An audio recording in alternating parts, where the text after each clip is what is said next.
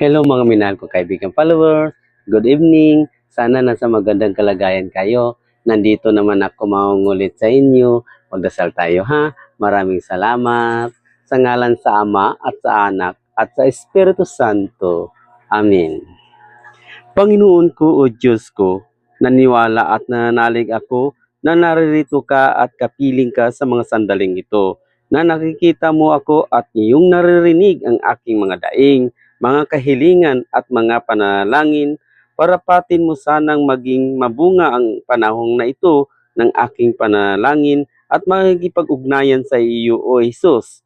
Habang kami nasa iyong kamagamahalang harapan, pinasiya naming limutin ang lahat ng gawain, mga alalahanin. Maraming salamat Panginoong Hesus Nazareno, ang aming tagapagligtas. Amen. Sa ngalan sa Ama at sa Anak at sa Espiritu Santo. Amen. Bye-bye mga minahal kong kaibigan. Followers, good night. Salamat. Bye-bye.